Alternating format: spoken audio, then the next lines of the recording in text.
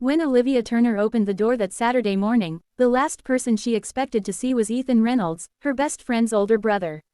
He stood there with a charming grin, a duffel bag slung over his shoulder, and a look that said he wasn't just passing through. "Hey, Liv," he said. "Hope it's cool if I crash here for the weekend.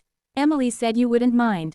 Olivia blinked in surprise. Emily, her roommate and childhood friend, had mentioned her brother was coming into town for a business seminar, but she hadn't said he'd be staying with them. Still, Olivia smiled politely and stepped aside. "Of course. Come in." Ethan had always been the composed, responsible type, working in architecture, traveling constantly, and never staying in one place long enough to make deep connections. Olivia remembered him vaguely from a few years back when he helped Emily move into their apartment, but this time felt different. Maybe because Olivia had been struggling lately, between her teaching job, her mother's declining health, and feeling stuck in life. Ethan's presence, somehow, stirred the quiet apartment into something new. That first evening, while Emily was out meeting friends, Olivia and Ethan ended up talking over dinner. It started with small talk about work, but soon drifted into stories about growing up, ambition, and loneliness. "You ever feel like you're doing everything right, but nothing really moves forward?" Olivia asked quietly. Ethan nodded, his expression soft.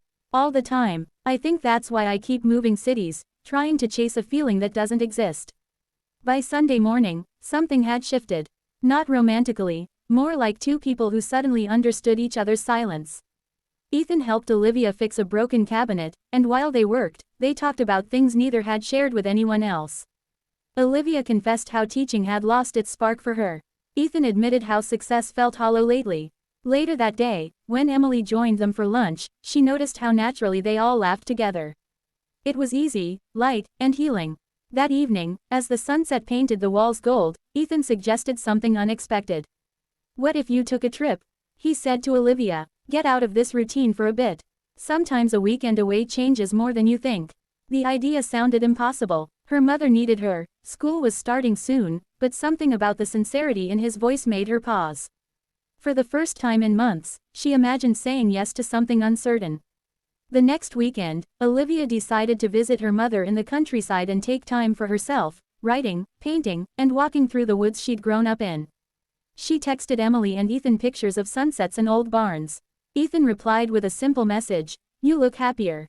Weeks later, when Ethan returned to town briefly for another project, he and Olivia met again for coffee.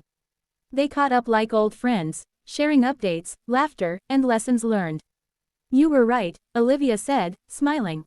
"A weekend can really change things." Ethan chuckled. "Sometimes it's not the weekend, it's the people you spend it with."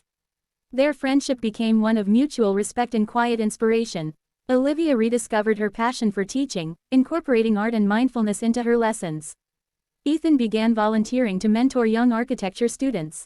Years later, Olivia would remember that weekend not as a story of attraction or romance, but as a turning point, a reminder that genuine human connection can heal, inspire, and redirect a life without needing grand gestures or complicated emotions.